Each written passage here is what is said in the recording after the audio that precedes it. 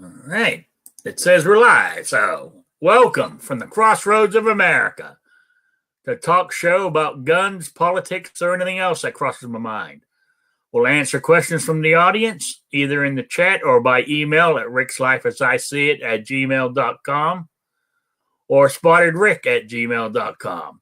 I have a Patreon page and, PayPal thing and everything else. All the links are down below. Is there something wrong with my chat? Because I don't see anybody in my room. Just curious. Anybody in there? That's the way mine says, too.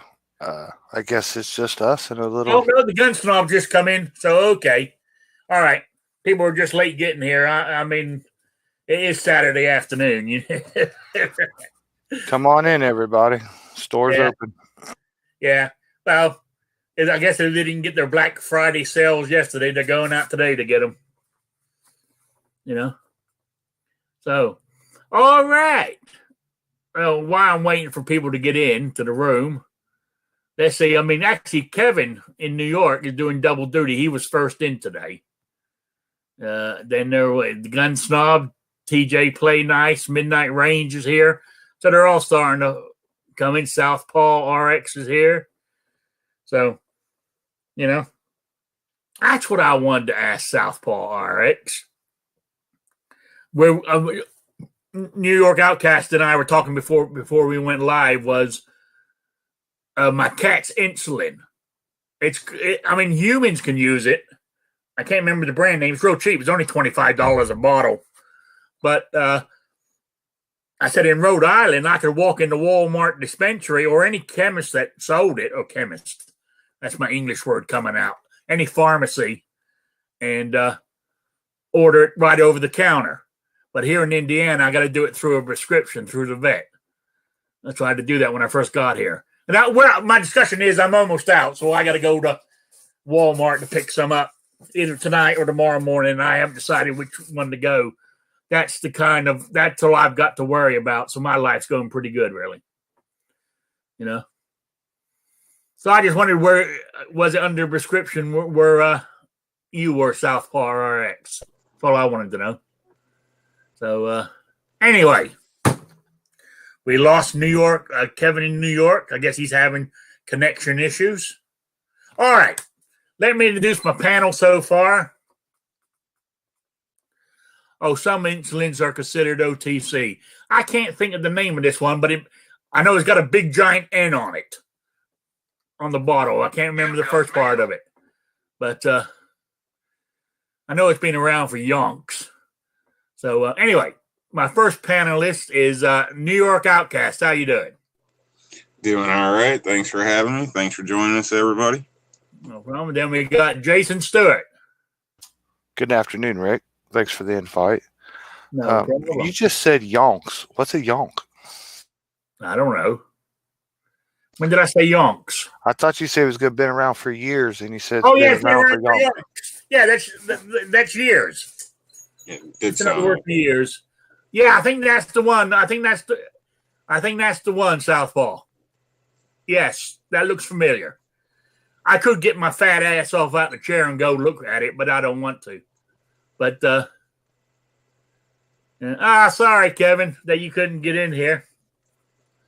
I'm glad you're staying in the chat, though. What was I going to talk about?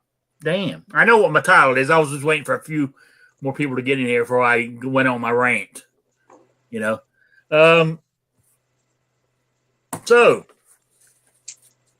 all right, I'll start with it anyway. I'm going to start with it. I don't know you guys read my title to my thing is. Nope. Tired of the 2A talking shit. What they did and didn't do. And basically where I'm going with this is I've talked about this before, but I'm hearing it again and again now that, the election's done and it looks like I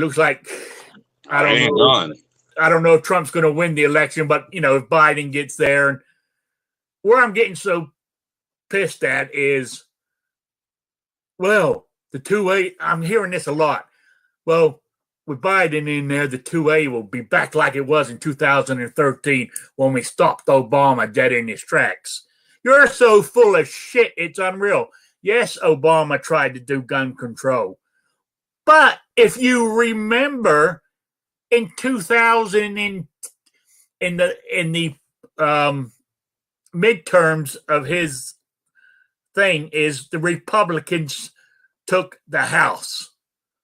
Sandy Hook was in 2012. The Republicans were still in charge, or were in charge of the Congress in 2013 when all the gun control bullshit started. And you had a Democrat Senate and a Republican House. Nothing was going to get done. It wasn't because the 2A were so fantastic, for fuck's sake. Come on.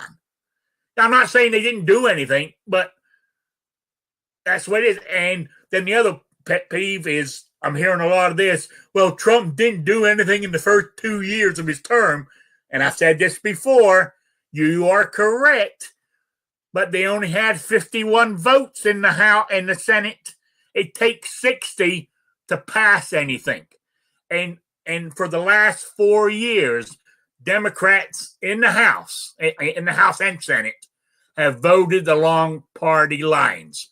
So there was no way they were going to get the 60 votes they needed for any 2A stuff to be passed. It's that plain and simple. But people seem to forget that, Trump didn't do anything when they had it all.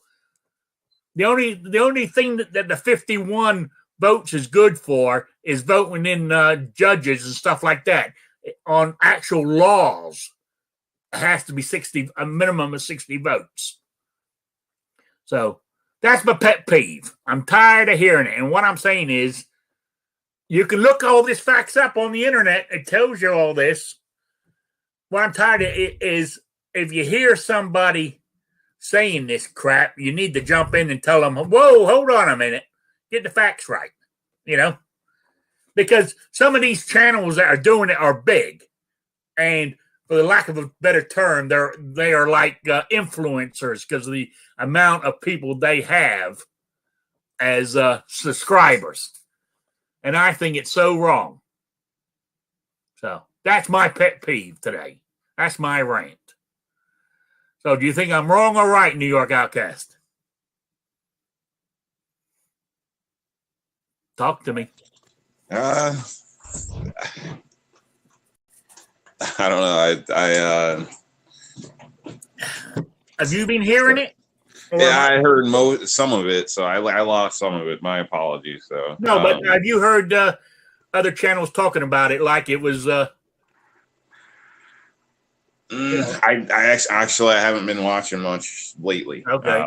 Honestly, I've got my own pet peeve that I'm a little fed up on, but haven't so I haven't been watching much lately. So it's honestly hard to say. It doesn't surprise me because a lot of people tend to jump on things without having all the knowledge on things. So but yeah, I mean, there was a time where I was probably in the same boat where it seemed like he could have done more, but I didn't understand that at that point that he couldn't have had it.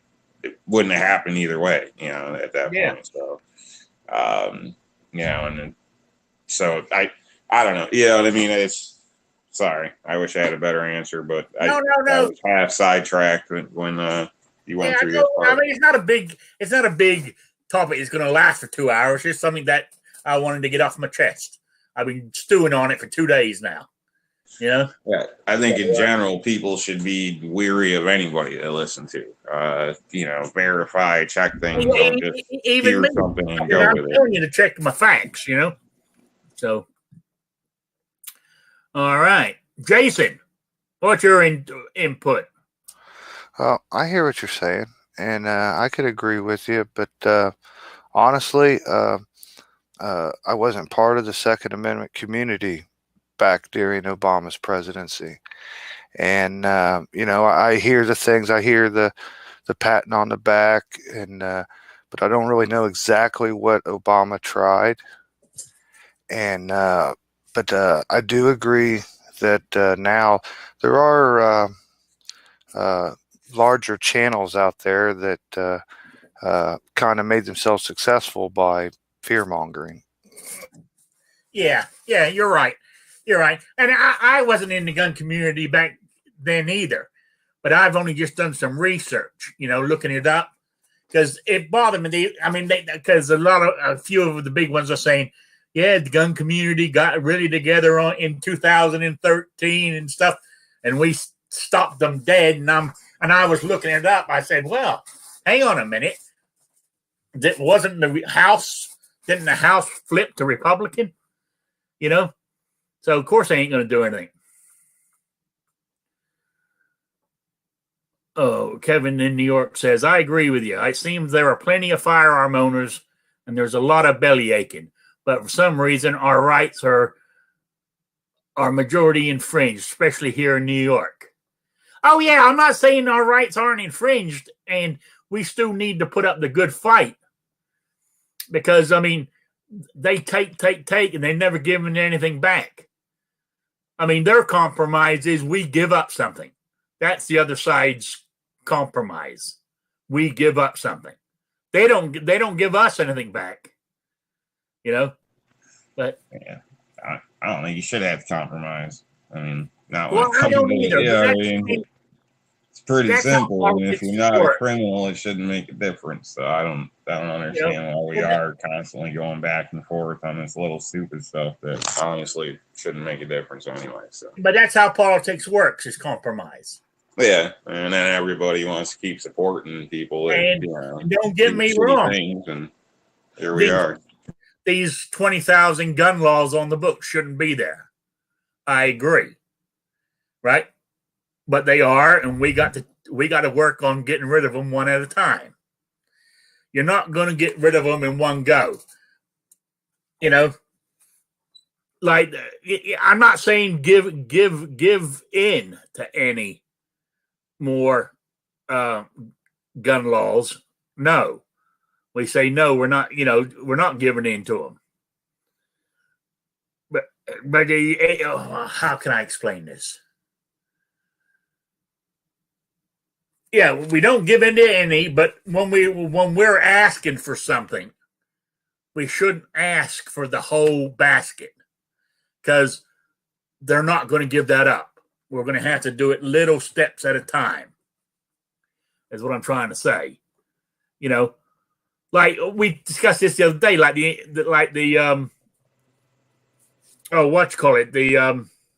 ATF, the NFA should be abolished. But if you manage to get some representative or senator to start a bill saying let's abolish the NFA, it ain't going to go anywhere. You know what I'm saying? But if you say, like we were trying the other day, we're talking about the other day, well, let's try to get silencers off of there. Let's try to get, short-barreled rifles off of there. Chip at it a little bit at a time. Going for it in one big chunk just ain't going to happen.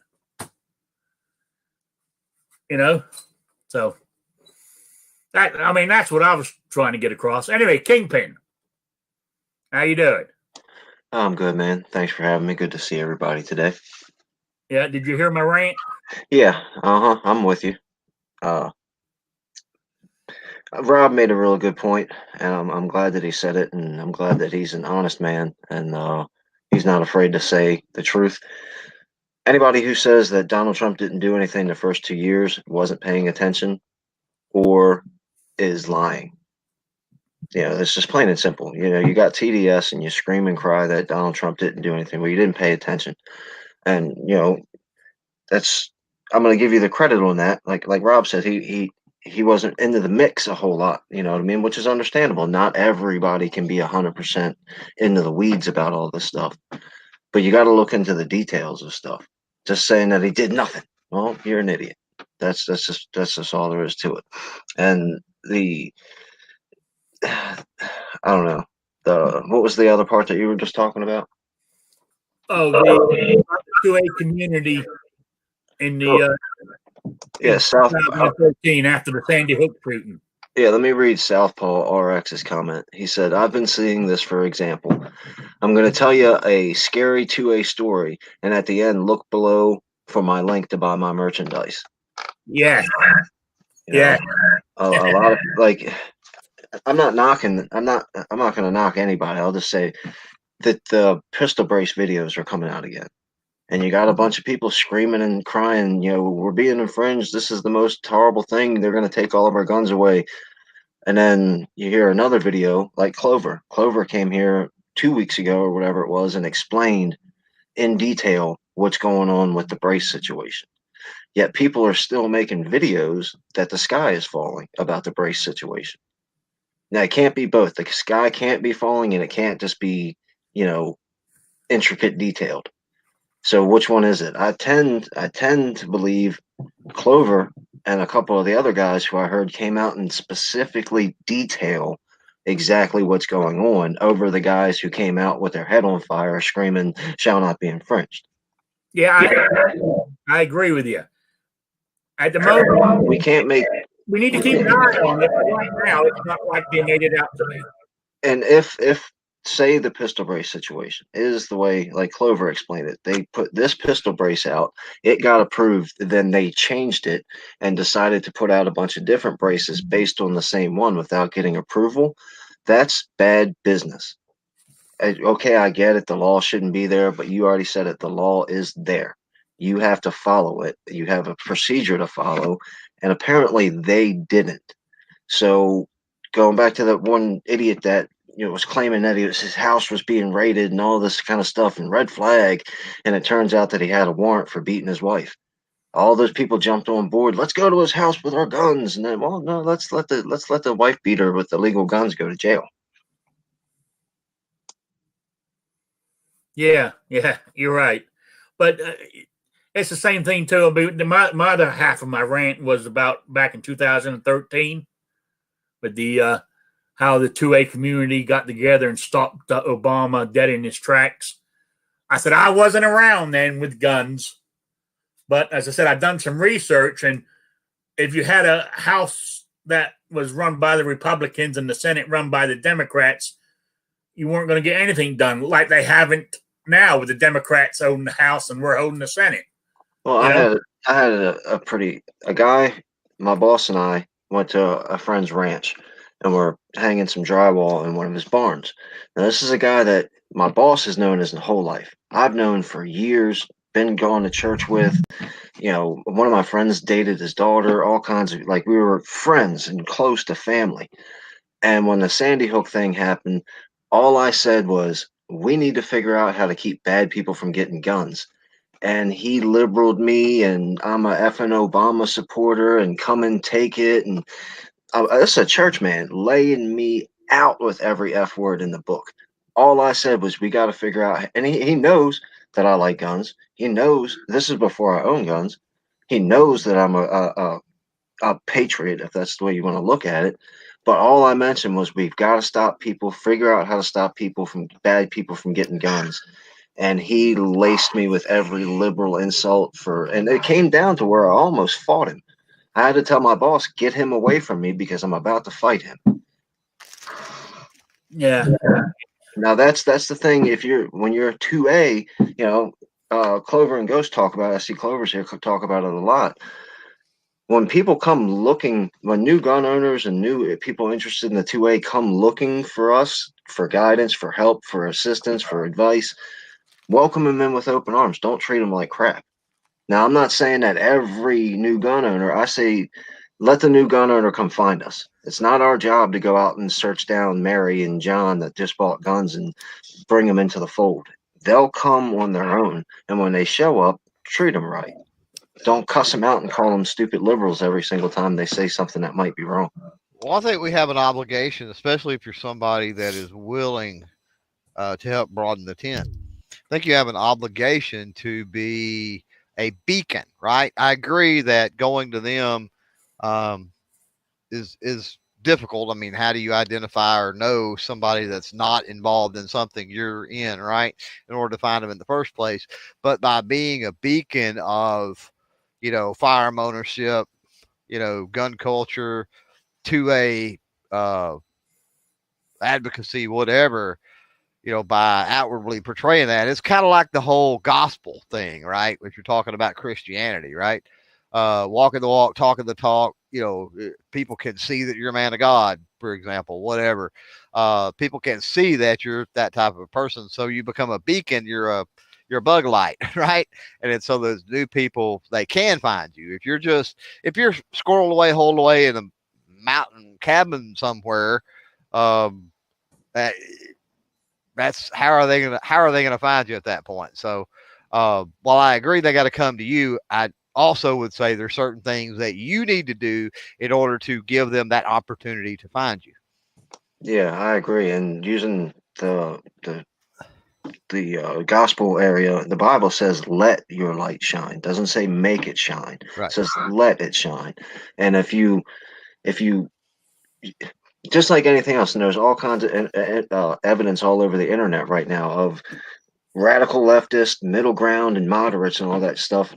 And they say they go to a Trump rally and they become, Trumpians. And then they ask them, well, what happened? And they say, I decided to go see. None of them say, hey, Trump people came to my house and invited me. They said, I decided to go see what happened over there. And like Clover said, you show yourself as the example, and it will draw people to you. Yeah. So good to see you, Clover. But let me get back to Guns and Barbecue. He was going to be next in my line. So what do you think of my rant there? You agree with me or disagree with me? I'm not sure if I caught all of it. I was having some connection issues when I first got in here. Now, when it comes to, I think it was about people saying that Trump didn't do anything the first 2 years and all that good stuff. Yeah. My gripe with the Senate issue, like with the Hearing Protection Act and things like that, was, fine. If you don't have the votes and it, that's fine.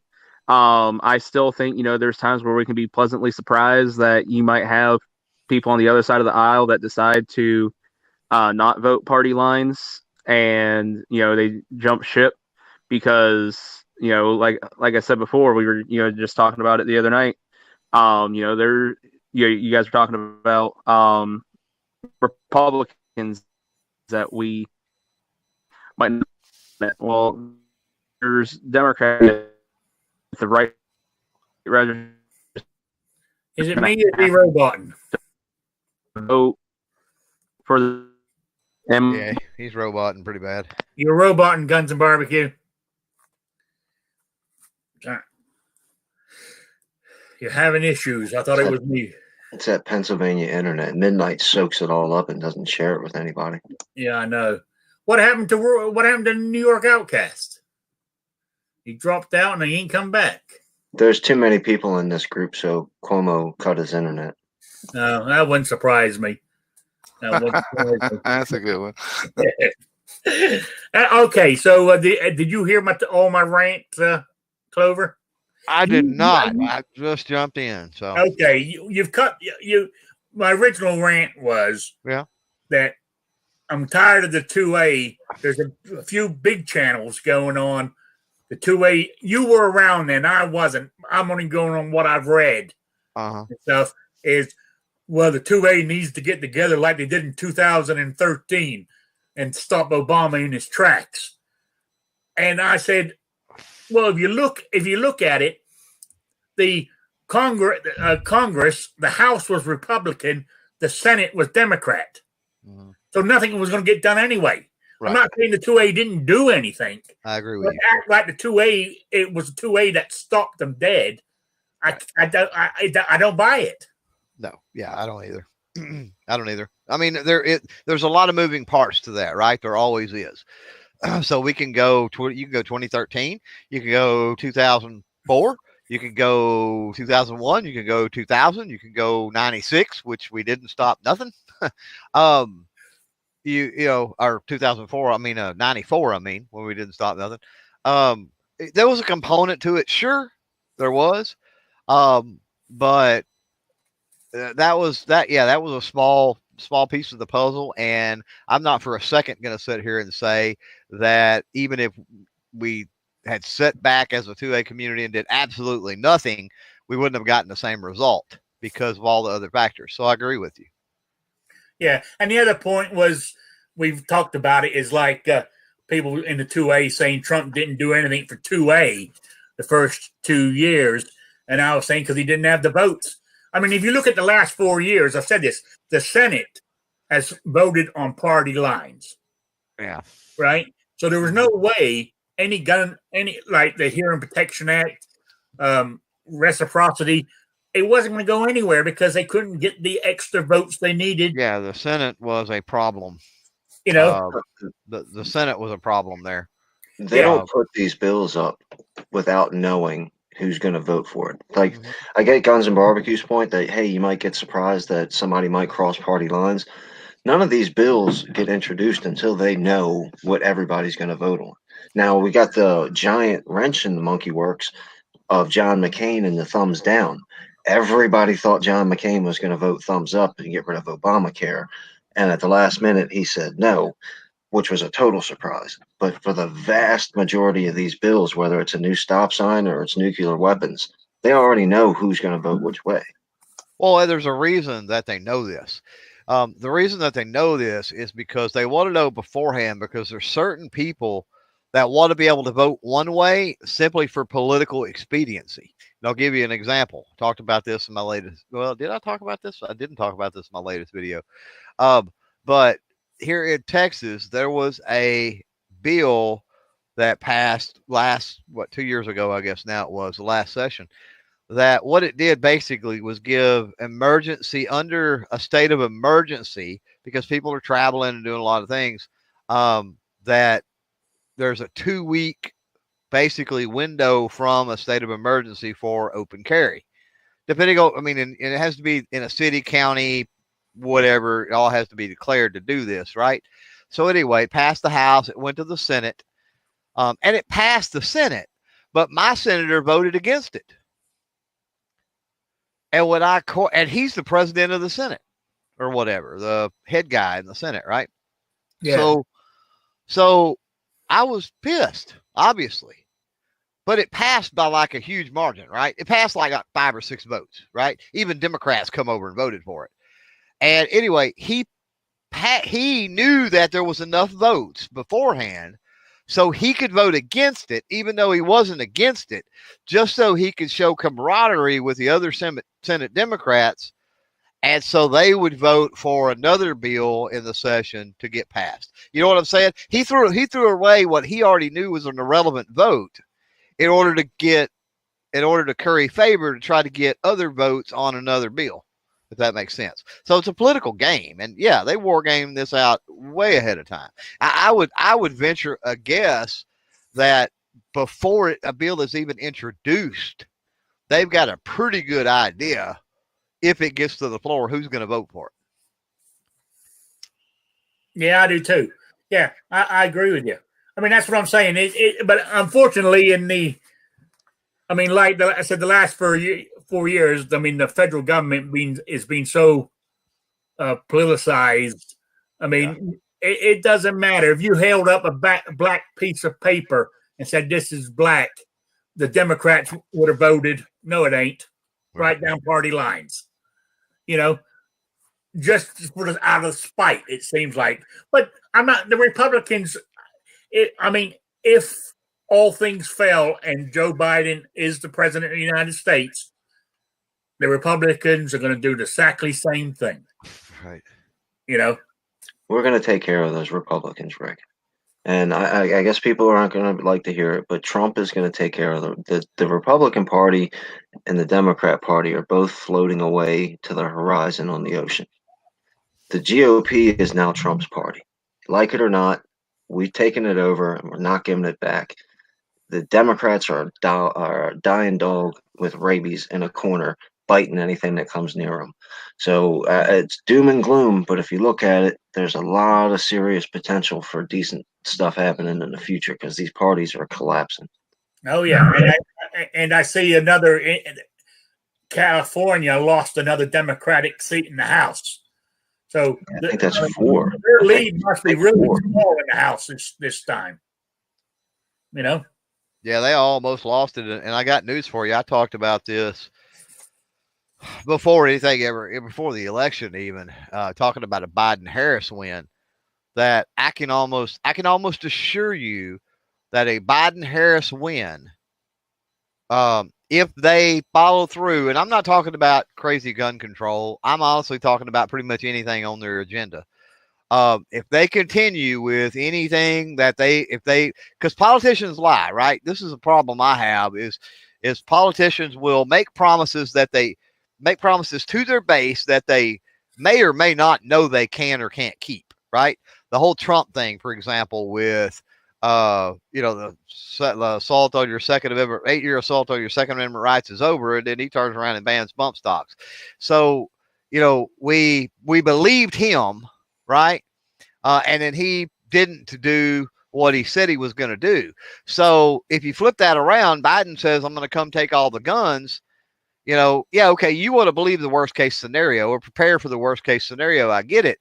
But just because he said that, the same way Trump said the assault is over, that doesn't mean it's going to happen, right? But let's take worst case scenarios on, healthcare, economy, foreign policy, whatever it might be, with especially with COVID and the lockdowns and other things that people are sick and freaking tired of. So let's take that, right? And Biden-Harris runs with that. I can almost guarantee you Republicans, it's landslide Republicans in the midterms. And then it's going to be gridlock at that point. It may be not even gridlock, because it might even be at that point in midterms that the Senate gets enough of a majority. It's possible.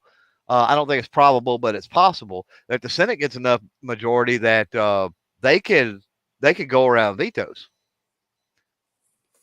Yeah. And I think that, I personally think the House is going to flip in the midterms anyway. I think and so. Also, he said any of these kind of policies, if anything he tries to do is too far left, I think your normal Democrat, that's why they're losing. That's why they brought so many seats, because people don't want it. They don't want that radical left. Well, they're going to find out that Joe Biden and Kamala Harris aren't radical socialists. Well, if you look at some of the people he's picked for his cabinet, Jesus Christ, it's Obama 3.0. They're going to lay it in all of our laps by messing with our health care and our insurance and different stuff like that. But they're not going to stop fracking. They're not going to. What they are going to do is go back to bombing places like Syria and giving money to Iran and a bunch of stuff like that. They're going to do establishment politician stuff. Oh yeah. John Kerry's the head of their climate change, not AOC. So right there, the kind of thing like with Bernie's fans think that Bernie was like this independent guy. Bernie was in on both fixes. He didn't get screwed over by Hillary and Joe by accident. That was their plan the whole time. Bernie knows it. He convinced all his buddies that he's this socialist independent and he's going to change things when he's just a rotten Democrat like all the rest of them. But the problem is a bunch of those Bernie bros didn't vote for Hillary Clinton. A bunch of these Bernie bros didn't go vote for Joe Biden because they want what Bernie's going to give them. And when they seen that Bernie screwed them twice, they left the whole scene. And that's going to happen this time, too. When they find out, it's not going to happen. Joe Biden's not going to be president, but say he does. He's going to start doing all this establishment crony politician stuff. AOC and her followers are going to be pushing back on that the whole time. Well, Biden in and of itself, Harris is the one, if either worries me. Biden doesn't necessarily worry me that much. It's Harris. Because I think Biden, in his right mind, right? Let's get all of that out of the way, because I'm thinking like everybody else that Biden definitely has some issues going on, health related, mental or otherwise. But that aside, Biden is a fairly centrist politician when it comes down to it. Harris, on the other hand, is not. Harris does have that slight left tilt. No, she's not far left, but Harris is definitely left of Biden. And so I think it's that dynamic. It's going to be interesting to see what happens. I mean, is it going to be a situation to where we got Bush Cheney, where Cheney was pulling most of the strings? Are we going to have a situation where Harris, and that's indicative of what Rick's talking about with the cabinet selections. It's almost like Harris is picking the cabinet selections in a way. Yeah, that's what I'm thinking too. But we gotta watch out for my favorite thing. Watch out for the word games. Yeah, they've already heard a bunch of stuff where they said, "Don't use defund the police anymore. Don't say socialism." So they're just not going to say it out loud. They're still going to do it. But one of the things that gets me, and Snob made a mention of it, the radical right. Explain to me what a far right winger is, because I know most people are going to say white supremacist, warmongers, and all that. If you're going to consider conservatives right wing, you can't call Nazis right wing. You can't call warmongers like John McCain right wing. That's one of the little things that they throw in there. You're going to say that, let's see, German Workers' Socialist Party. Nazis are only reason Nazis in Europe were considered right wing is because the communists were left wing, but they're the same thing. Well, European right left is different than American right left. Well, yeah, that's what I mean. We lump in conservatives on the right wing and Nazis and skinheads on the right wing, and that's a mind game. That's a way for them to mess with your head and get you to think, "Oh, radical right? No, I don't want white supremacy." If anything, our far right wing would be an anarchist. If anything, pretty much, yeah. I could give you that, yeah. I can too. That is what our far right wing is, and. Well, Gunsnob was saying that we might go too far that way. I don't think we will. No, he was just saying people aren't interested in the radical side of know what I mean? People just want to get on with their lives, But right now, I don't know. It's back to what you were saying about Trump. I mean, it looked like he's doing good. I mean, the court cases in Georgia and stuff, and he took a hit on Friday night or Friday on Pennsylvania, and wouldn't he need Pennsylvania to win? Yeah, but that hit that he took wasn't exactly a hit, because a bunch of the Pennsylvania legislators came out and said, "We're not going to certify this election, or we should take back the something along those lines." Oh, they did? Yeah. Okay. All right. I thought the judge kicked it out and said he had no merit. Well, I believe in the long run, isn't that what is best for Trump? Because now it gets to appeal to the Supreme Court. It's a faster way to get to the Supreme Court if these smaller courts go against him. Yep. Not one of these cases did Rudy Giuliani, Sidney Powell, or any of them, Donald Trump, sit down and think they were going to win with their first filing. They knew that they'd lose. So whether we lose or whether we win a court case is irrelevant, because they already knew that going in. If there's no way that they were going to let us file the first piece of paperwork. Oh, okay, we see everything screwed up. That's just not going to happen. We're going to go through this fight no matter what. Yep. Yeah, but I mean, I would love to see it overturned. I really would, and I think it should. I personally think it should be. I really do.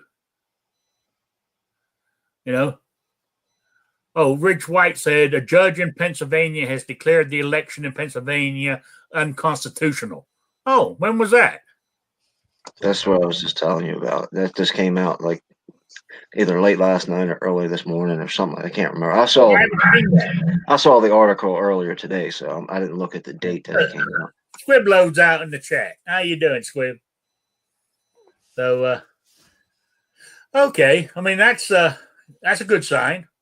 I say just throw them both under the bus, give it to JoJo, and let's move on. Yeah, but whoa. We can't let that. JoJo is not 2A, is she? You guys are missing the big picture. Come on now, keep it in the family. I was this close. I'm holding my fingers really close together. This close to being the Supreme Court justice pick. What about me?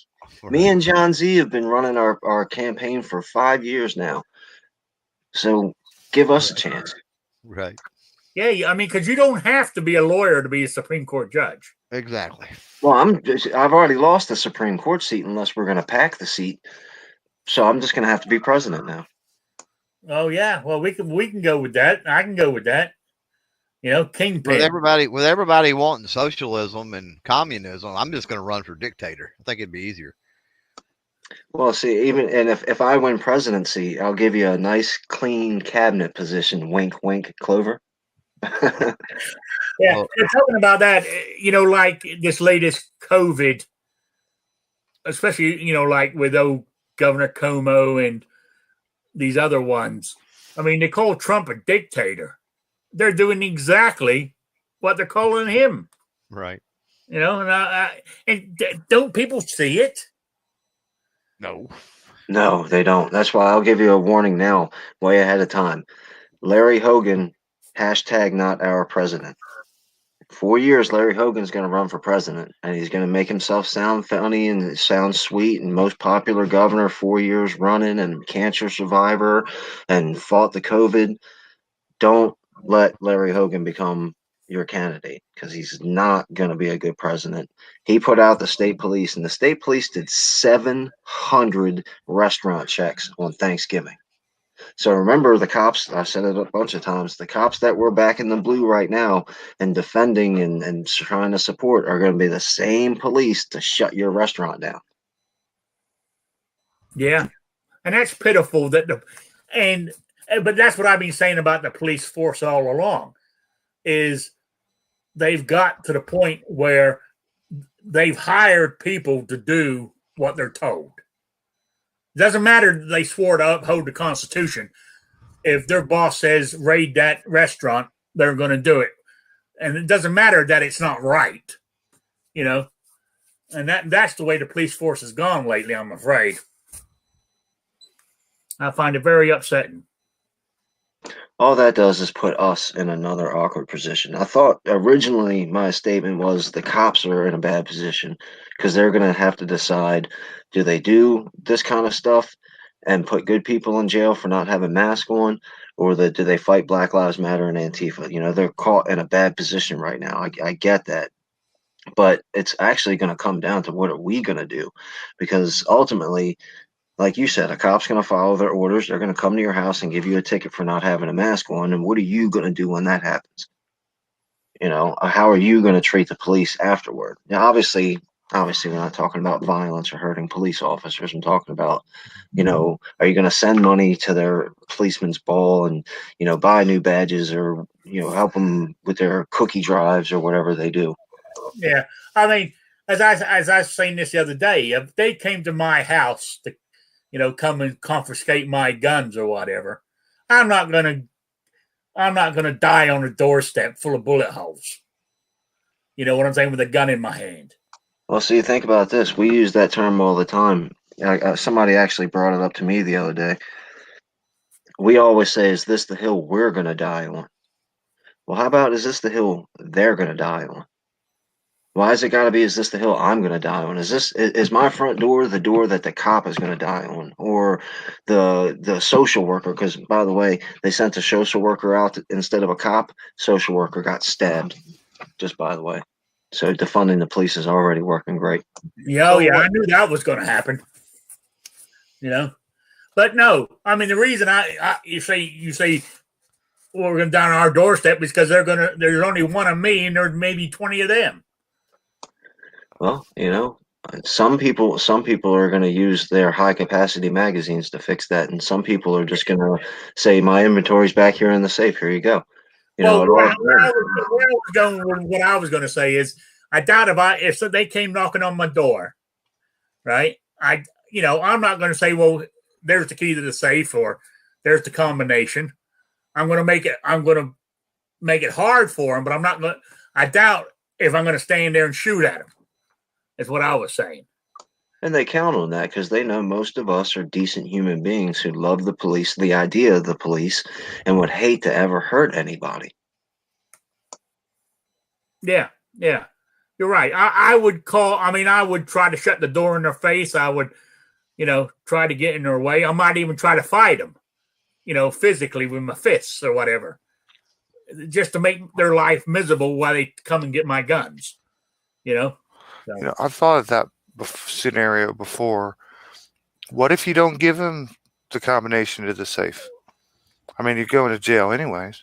I mean, are they gonna, tear your house apart and bring in tools and try to rip it apart? What are they gonna do? Is it gonna take a judge's extra order to give up the combination? I mean, basically, really, in the long run, wouldn't you just leave to go to jail and your guns would still stay there? Well, yeah, I wouldn't give them the combination or the lock or the key, whichever way your safe works. I wouldn't give it to them. If they got a warrant, to come and confiscate all your guns, and all your guns were lost in a boating accident, you're going to sit in jail until they dredge whatever water you told them to bud. They're not going to just let you out because I lost all my boats in a spaceship accident. No, the combination to my safe is locked. They'll take a grinding wheel in there and cut it off. Okay, but what if there's no guns in that safe? Just because every gun that's registered to you, you'll sit in jail until it turns up. Assuming that you have a registry. Yeah, assuming that you have a registry, yeah. Any gun that the government knows you have, they're not going to let you out of jail until they find that gun. And personally, I feel they do have a registry. They're just not advertising it. Well, if they're not advertising, they can't use that to execute a warrant. That's all I'm saying. Hey, they use false information to get something on Carter Page, on President Trump. So, you know what I'm saying? Well, I guess, but I mean, that would be political suicide if that is the case. And I don't think that that's happening at a federal level, but I think it'd be political suicide to execute that for Joe Bob, what's his name, in some podunk county, Midwestern USA. Yeah. For that to have to get something out, put something in a public court document that, a warrant was executed and blah, blah, blah, blah, based off of some federal list that the ATF is forbidden from making. Yeah, that's huge, man. That's front page news. Wow. Yeah, but look who controls the news. Page 18 news, maybe.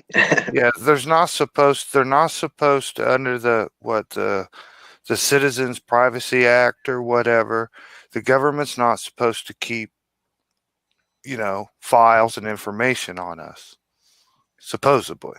But the rule of law is the rule of law. So we're talking about getting arrested and going to court, and they'll having a warrant and arresting you, and then all that's going to show up in court. And with that warrant, it's based on something that they wasn't supposed to be doing in the first place. Then there's a significant legal issue. Then you're talking about not only is the bureaucracy, does the bureaucracy have to be corrupt, and the execution of said corrupt bureaucracy be corrupt, but then the legal, you're talking about a whole lot of shenanigans, misdealing, and corruption under that scenario. Yeah, I get it. I understand that. You know what I mean? If they have a list, they can't use that information against you, but they can still have that list. So if you tell them no, they can't, that means they will anyways.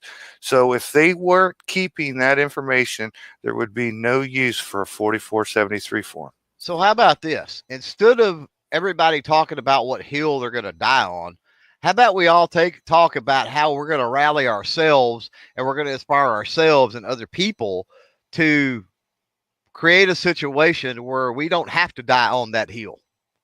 That hill's fortified, and the politicians leave it the hell alone. Or you could live on Capitol Hill. Right, there you go. That's what that Patriot, Patriot says it more than anybody I've ever heard. And somebody actually mentioned it the other day.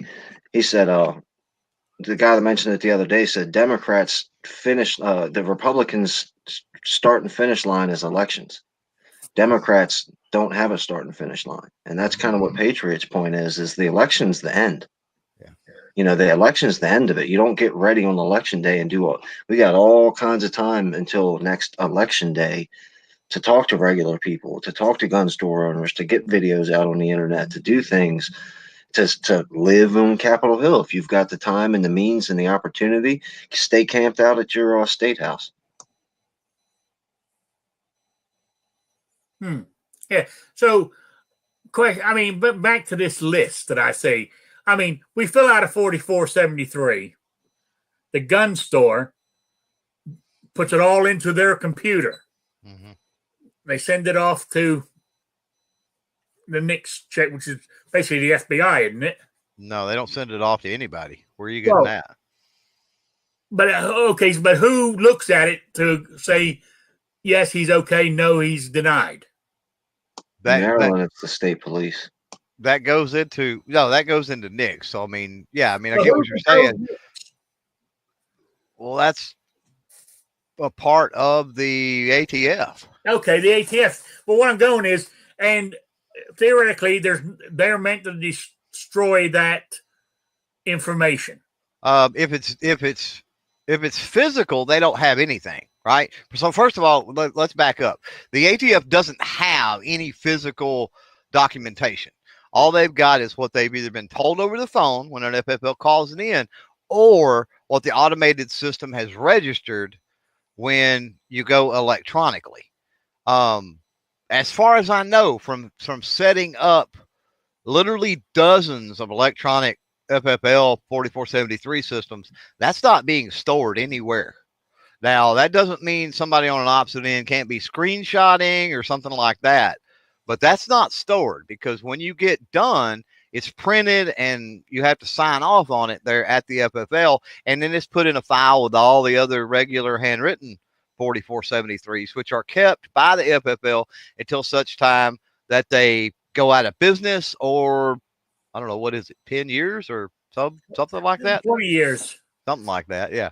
And if they go down early, they have to send it to the ATF. And G-Webs has talked about 20 years. Facility. But yeah, Rick, like... Well, I was just saying, I think it was G-Webs who has talked about the facility where all of the FFLs that have went out of business, where those documents are stored. Now, when those documents, that FFL goes out of business or whatever, and those documents are sent and put into basically federal storage, could they go through all that, put all that information in, and try to work up some database?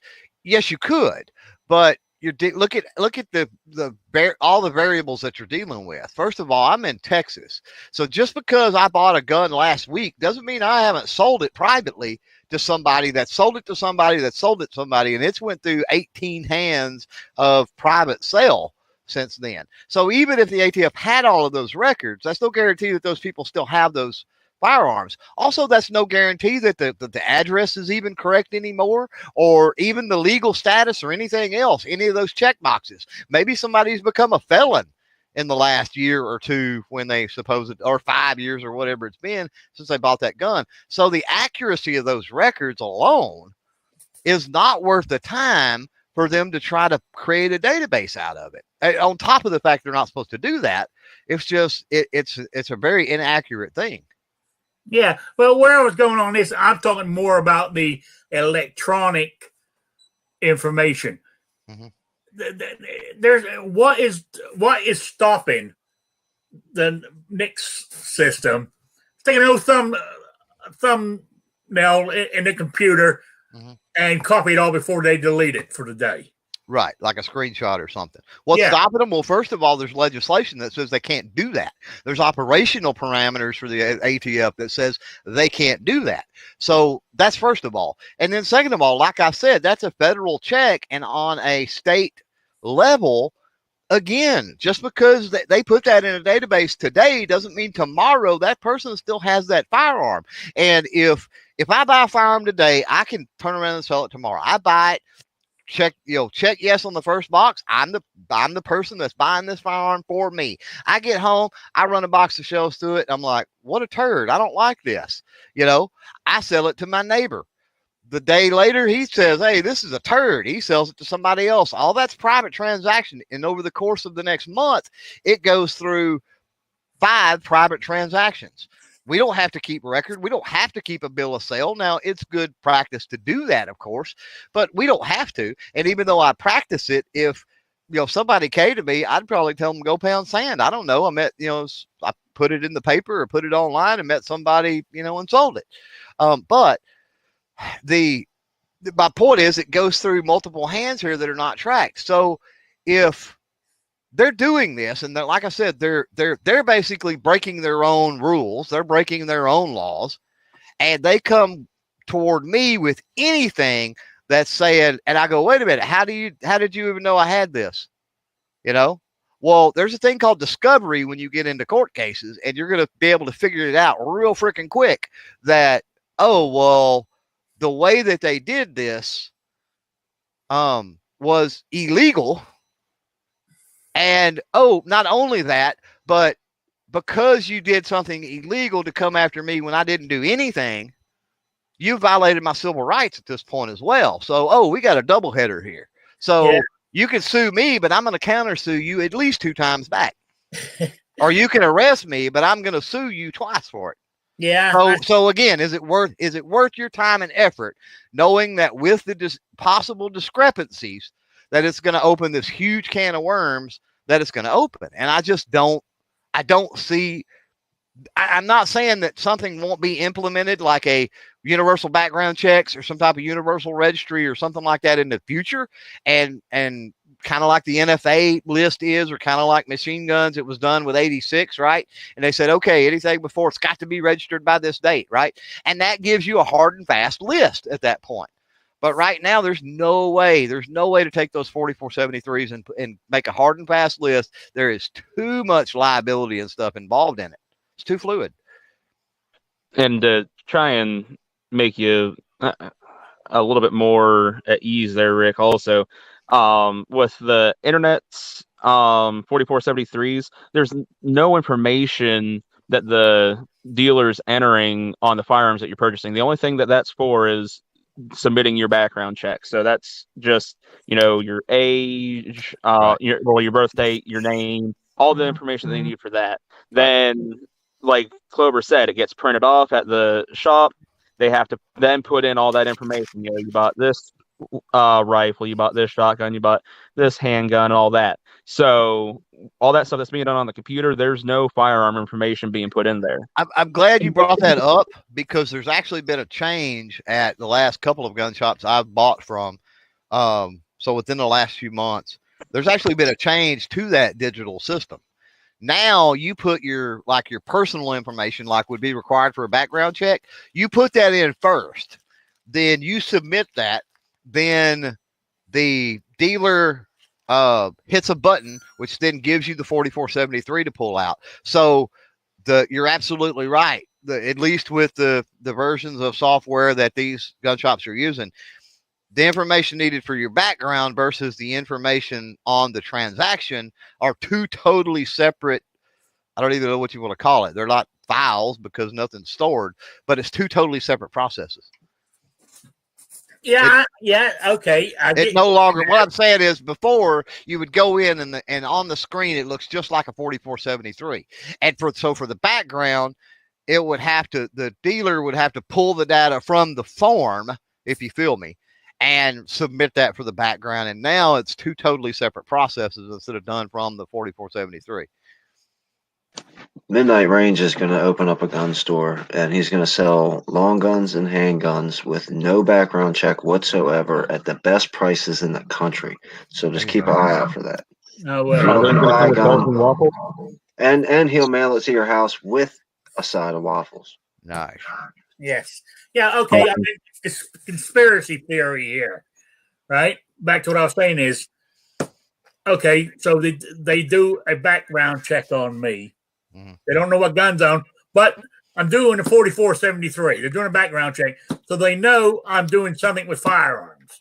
Right. You've at least bought one, yeah. All right. So they go, well, what I said before is if they come looking for your firearms, right? Well, they're going to come to my house because they know I might have got rid of it. But at the time they're looking, oh, look, he bought a firearm. He's had a check, or he's bought 7 firearms at the same address. Mm-hmm. Let's go knock on his door. Well, that's great, but let's put it in some context of why would they be coming to do that? Because if they're coming to You know, if gun control goes to the very worst scenario. Okay, so somebody's got into power. Somebody said, "Okay, we're gonna confiscate all these guns." Yeah. They got to start somewhere. So why not go off all the people who've had a background check? That gives them a starting point. Okay. So do you realize how many background checks have you crunched those numbers and do you know logistically what it would remotely require to run down that list? That's insane. You know, hey, that's the thing. Logistics is the thing, and we all know this. They're not going to have a line of tanks coming down the neighborhood, stopping at every house, sweeping every house. Right. That's never, ever, ever, ever going to happen. You know, the reason I say never, ever, ever is we got guns. If they try to do that, we'll fight back. You know, but what they're going to do is, like we all know, they're going to catch you speeding. You know, they're going to catch that tag light might not be shining just bright enough.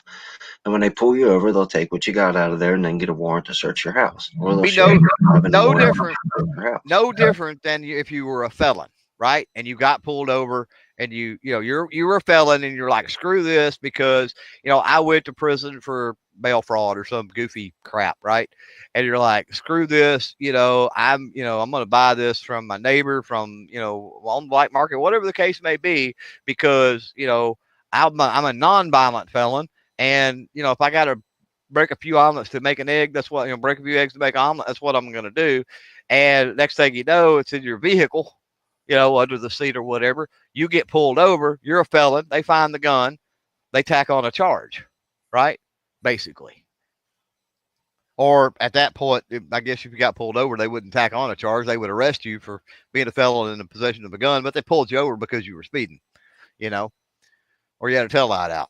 So it'll be a tack on or it'll be your neighbor told on you type thing or something like that, which is where stupid red flag laws come into play. Yeah, the only way I see 4473s possibly being an issue is, and realize if this happened, we're all going to know, because the 4473s, they can be looked at any time during an audit. Right. And if they were going to be used to say, all right, these are the houses we're going to, that means they're going to go to every FFL that they can, and they're going to look at all the 4473s. They're going to be taking photos and writing down everything. Mm-hmm. There's going to be a bunch of whistleblowers when that happens. Well, that's if their goal is to confiscate every gun. Yeah. Then that's what they would have to do. But as Rick pointed out, there is potentially a way they could backdoor it just on somebody that has made let's just call it a non-private transaction. There is a way that they could say, well, we don't know what guns Rick bought. We don't know what types they are, but we know that in the past 5 years, he's bought guns. So we're going to go to his house and attempt to confiscate those. Well, the problem with that, and I mean, I see the thought process in that conspiracy, but the problem with that is going to be that is that enough to say that even though Rick could have sold those privately at any point within those forget the boating accidents and the other silliness, could have legally sold them to anybody during that process, is that enough to say we've banned these guns, and since we banned some guns, right, they're not going to ban all guns. That's ridiculous to think that. So to say that Rick bought 8 guns in the last 5 years, and so because we know Rick bought 8 guns, we're going to go hassle Rick. We're going to go try to get a warrant, a court-issued warrant to search Rick's house for potential guns that he bought. It's just a far stretch. Now, if you add that layer of knowing exactly what Rick bought, and then, okay, guns that are now banned are on that list, then maybe that gets a little more plausible, but you're so far removed from being able to do that. And then, like I said, the logistics of it are insane regardless. Yeah, and I was going more down the rabbit hole of they're just coming, to do the confiscation thing, and that's why I was saying, if that was happening, one, we would be getting to a point in the country where we know something's up. But once they started going around to the FFLs and the very first FFL they went to, right? Yeah, we already know that now because just one FFL during an audit, something weird can happen, and we know about it. Yep. Right? The agent can do just something maybe out of bounds, something off kilter, something a little weird, not that it's malicious or intentional or anything else. And we instantly hear about it from one FFL. And realize too that I ran the numbers one time, but there's like 150,000 FFLs in this country. So again, if we're talking about FFLs, we're not talking about people that own firearms, and we're certainly not talking about the firearms themselves. So numbers mean stuff, and start crunching some of those big numbers and look at it logistically. Yeah, you got a point. But you remember, as Kevin said, remember Red Dawn? They started with the 4473s and the gun stores. Well, see, that's where I could throw a little something special at you. Say we get all the way down to like China and we have social credit scores. It wouldn't be hard at all for them to look into the 4473 and say, well, Clover's a gun owner, so that's negative social credit points. Right. Yeah. Right. Yeah. Penalize you for it. Yeah. Well, okay. Since we're on conspiracy, how come they changed the 4473 that your guns are now listed on the first page? I can give you my personal thoughts and also the thoughts from many dealers that are out there, and even a couple of ATF field agents that I know and trust. And that is the massive amount of errors that were happening, and they attributed it because there's no doubt. I mean, we can't deny gun sales continue to go up and up and up and up and up and up and up, right? And so with each one of those is another 4473 form, and you're talking about rank and file employees. Your local gun shops are not bad about it, but pawn shops are super bad about mistakes on 4473s, and big box stores even get a little sketchy because it's some, young millennial kid, whatever, behind the counter that doesn't really know nothing and skipped something, missed something on the process. So it was moved to cut down on common errors that were happening as a result of basically the FFL at the FFL dealer level, basically. Okay. All right. Yeah, that's what I was getting ready to mention also.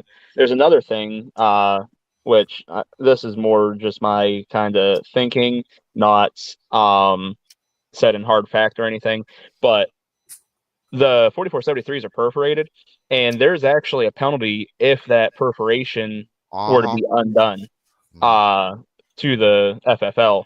So every time that they're having to flip through those and everything else, that's risking that perforation coming undone and a potential penalty for your local shop. So the less they got to flip through there, the less wear and tear that's happening to those 4473s. Oh, and your signature used to not be on the front page, and that was a thing too. I can't tell you the number of times I've left gun shops and got a call, and they're like, "You gonna be back this way anytime soon?" And I'm like, well, I can be, or whatever, because I'm not close to any freaking town, right?"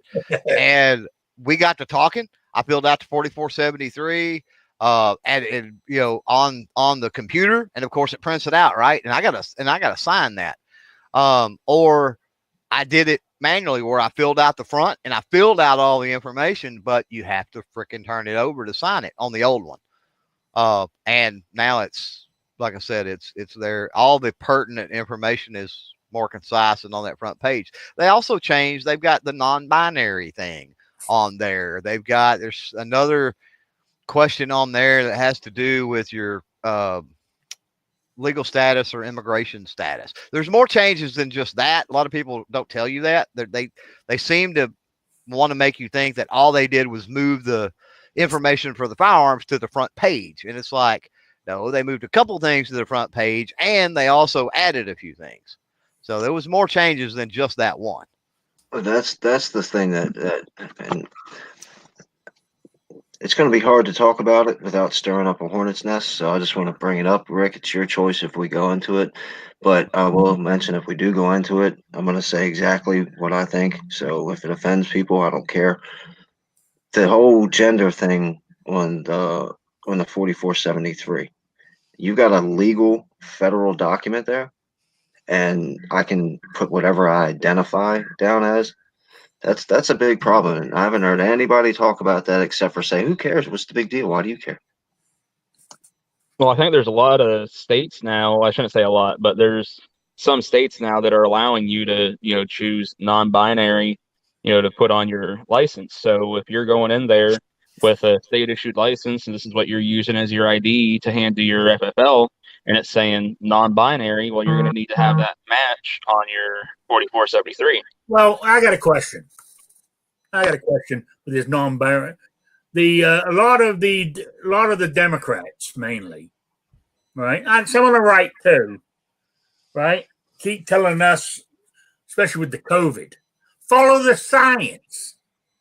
Well, you follow the science, there is only male or female. You follow the science right down, there's only male or female. There's no non-binary out there. I'm sorry. That's man-made or person-made. Follow the science. There's only male or female. And too many people have said, what's the big deal? Why do you care? Rick, why do you care, man? Come on, dude. What difference does it make, man? Come on. And I'm not talking about the leftists saying this. I'm talking about us saying this kind of stuff. The people who are supposed to fight against it said, oh, what's the big deal? What do you care, dude? Come on, man. Let them identify as whatever they want, man. Why are we supposed to fight against it? What does it affect my life? What somebody wants to identify as? If they choose to identify as a pink hippopotamus, well, whatever. I guess you're a pink hippopotamus. I might think you're an idiot, but that's what it is. I mean, literally, no choice of mine. And if they want to go and buy a gun and check, so you don't having a grown man go into the bathroom with your 8-year-old daughter and pull out his dick and piss with your 8-year-old daughter sitting there. Well, I'm pretty sure that they all have stalls with closing doors. So why don't we let men go in the girls' bathroom now? Yeah. It's not about what people can and can't do with their lives. If you want to identify as a pink hippopotamus, then that's fine. You go ahead and do that. But the argument that we get is, as long as you're not throwing it in my face, and it's been thrown in our face from the very beginning. It was intentionally thrown in our faces, and ultimately, what you're doing is you're condoning. I know we all the 2A love to talk about mental illness, but when I bring up transgenderism, nobody wants to talk about mental illness anymore. So we don't want mentally ill people to have guns.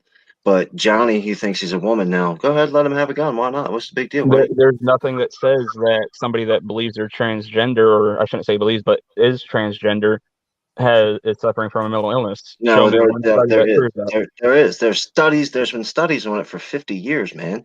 Why do you think that not 90%? Why do you think the vast majority of those people who actually have gender dysphoria, which is a mental disorder, or they're born with a birth defect, being a hermaphrodite, those people kill themselves on astronomical amounts because they're not accepted. It's not because they're not accepted. It's because they can't deal with themselves, dude. That's not because they weren't accepted. No, wrong. Stop and listen for a second. Wrong. If from birth your family said you're not right, I'm not accepting you. I'm not accepting you. I'm not going to listen to what you think this is or anything else. You're not going to have some mental issues. All right, let's take a poll. You don't have to answer now. Just answer in your own hearts. Everybody in the chat, everybody watching this on replay, and everybody on the panel. If your son or daughter came up to you at 15 or something, because at 8 years old, if you say that a little kid can identify as whatever it is, you shouldn't be a parent. You've got a problem. If your 18-year-old kid comes up to you and says, hey, I'm going to change my gender, tell me how many of you would say, get out of my house. I hate you. No, none of you. None of you would do that. That doesn't happen. No, you don't know plenty of people. You may know one. No. I have a cousin that when he was 18 came home from his senior prom at like 3 in the afternoon, and his mother said, "Where the fuck were you?" And he finally spilled the beans that he was out with his boyfriend, that he was gay, and she bent him over her fucking knee and whooped him and kicked him out of the house. Okay, Okay, so is gay Name different? me 329 million more, because that's one. Okay, so people like to lump LGBTQ, XYZ, AMWQ, whatever alphabet, right?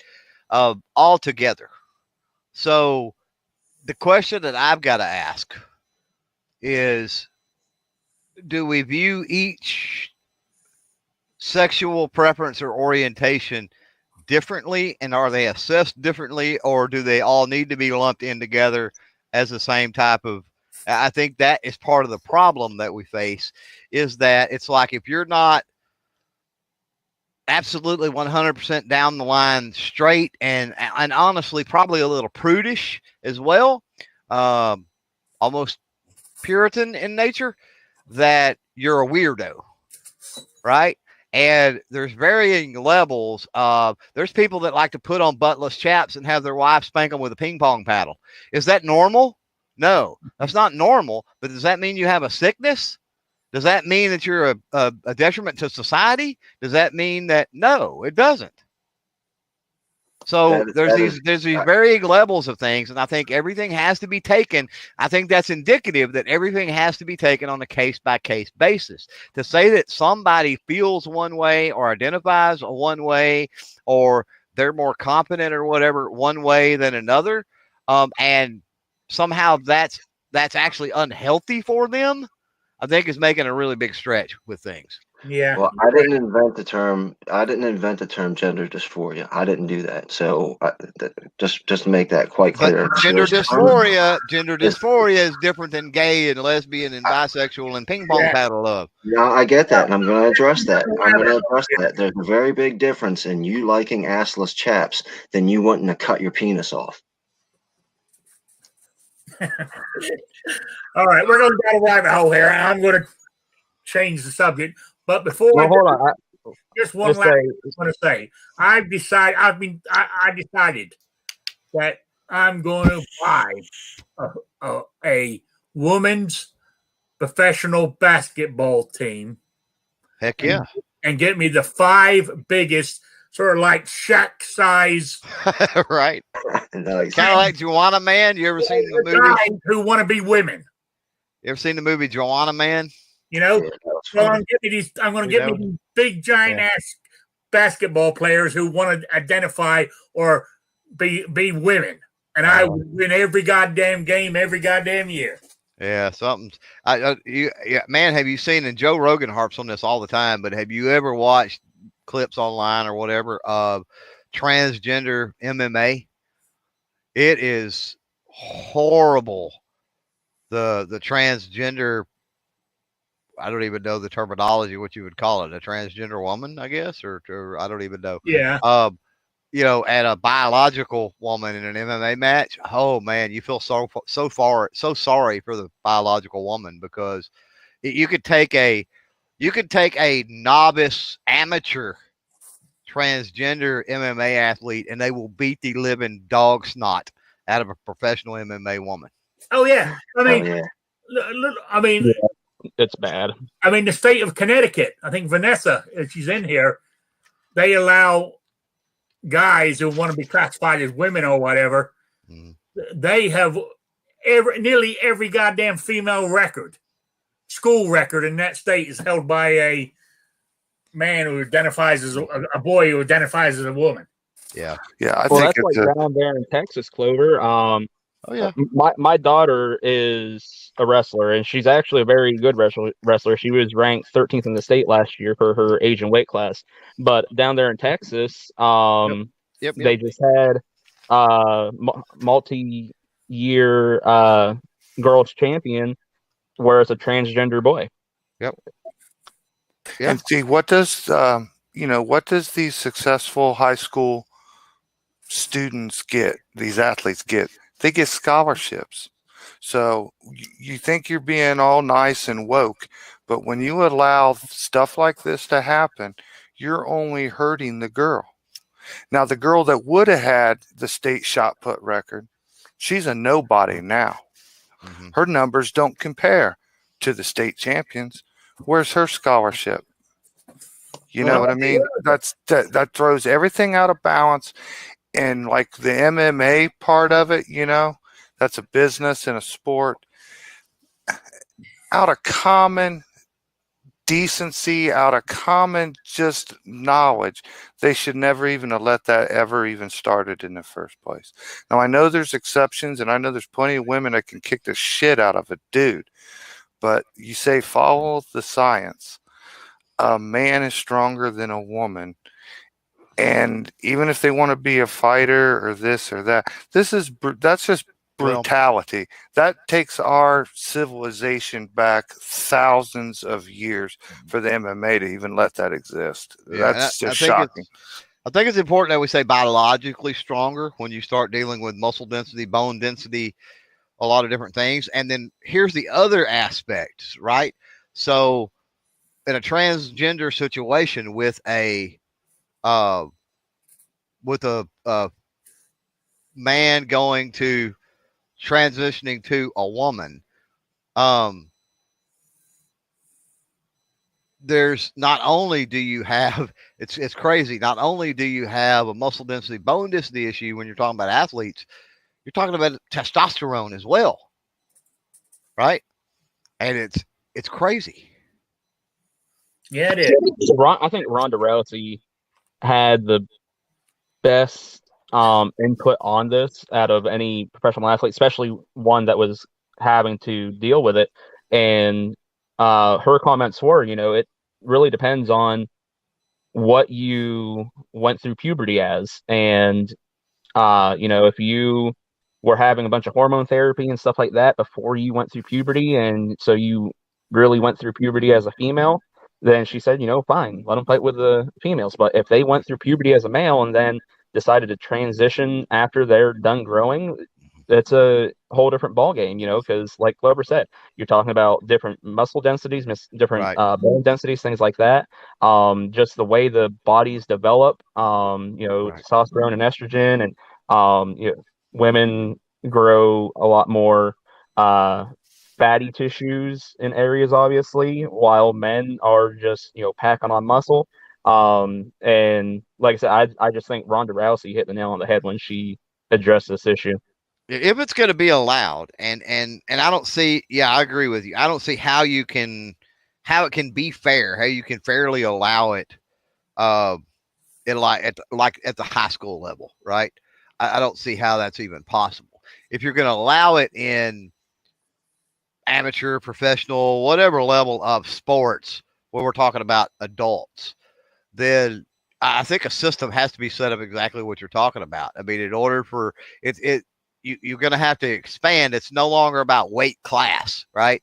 You're going to have to go through a series of tests to determine, where you fall in, who you're able to fight, what class you're actually, able to fight in. And if nothing else, I don't understand why, there hasn't been a huge problem. Now, there's just some feminism out there that would suggest otherwise, but there hasn't been a huge problem over the year for women wanting to actually participate as women with men.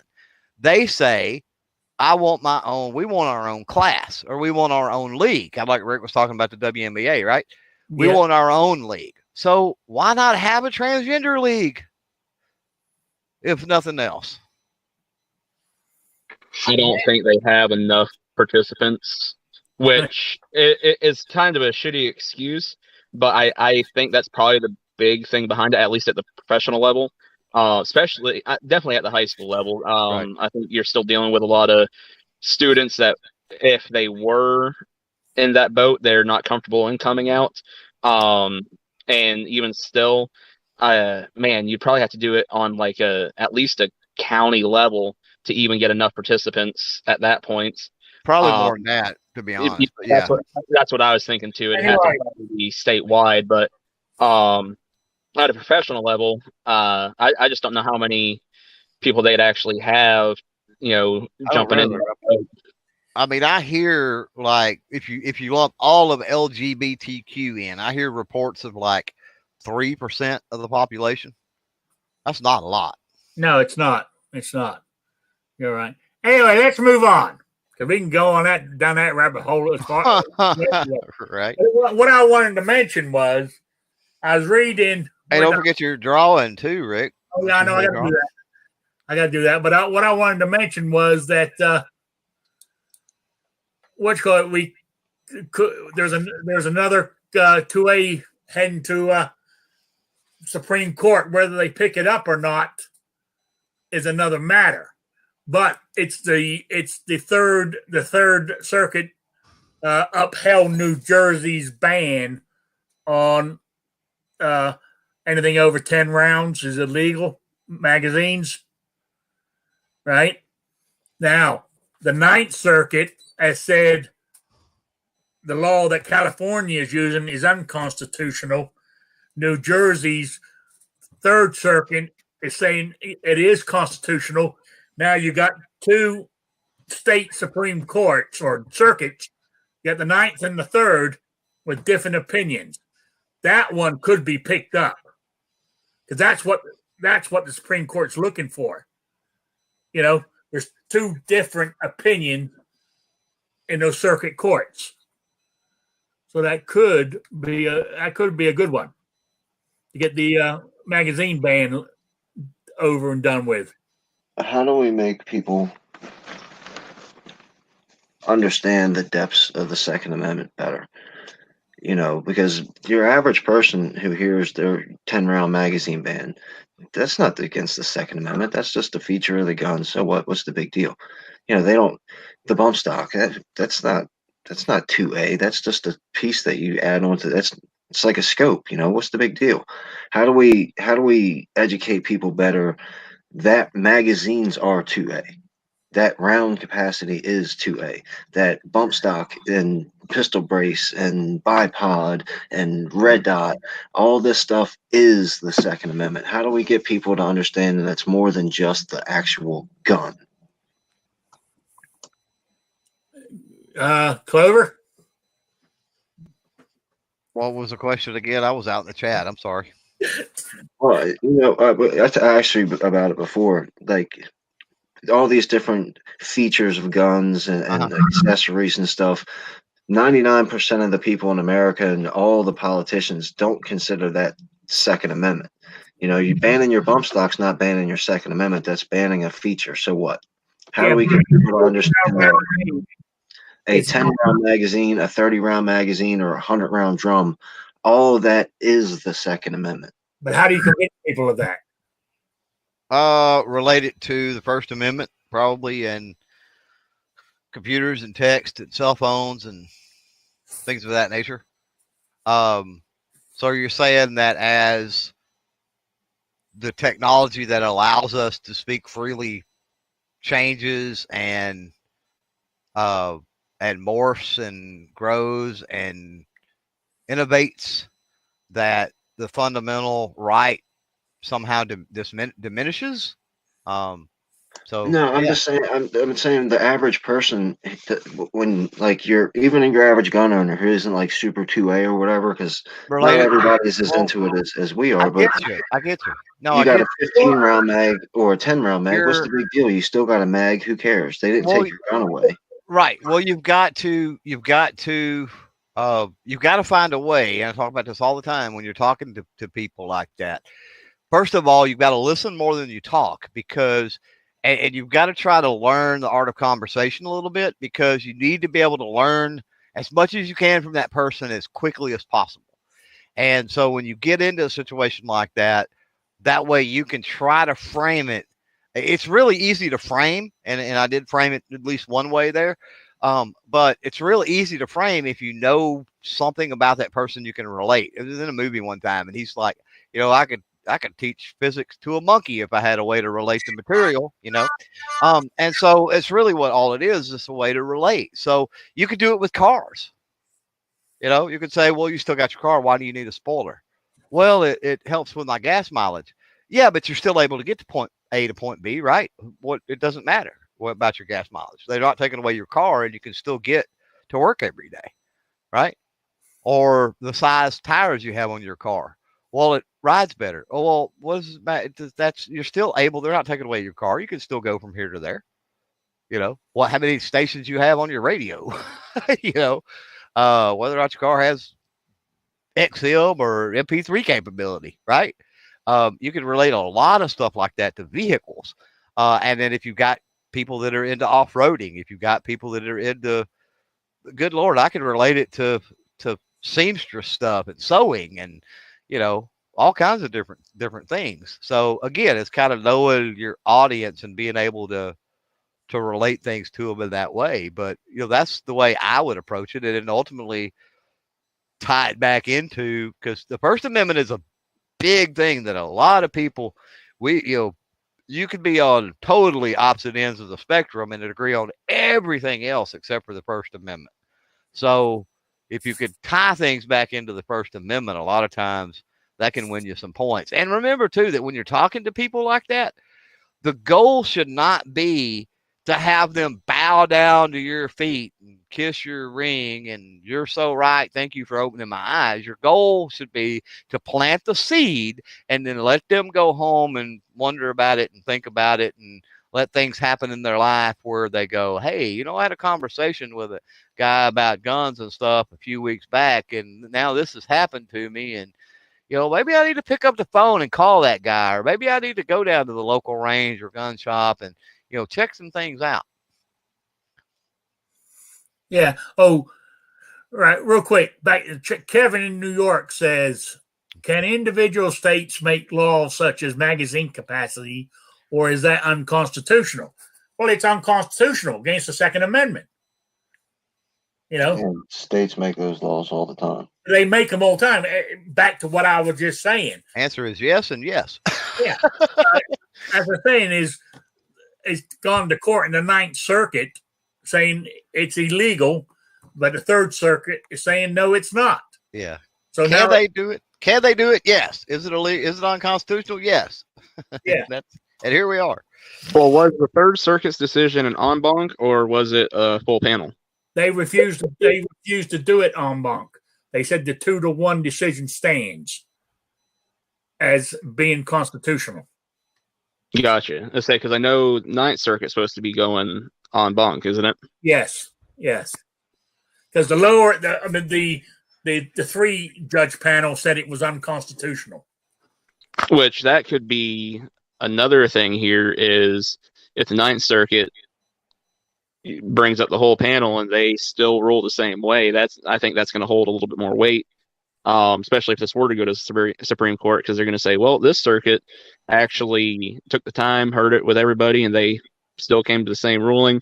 This one said, nope, we're just going with the three judges, and they lost 2-1, and we're not willing to let anybody else listen. So that could be a plus there. Yeah.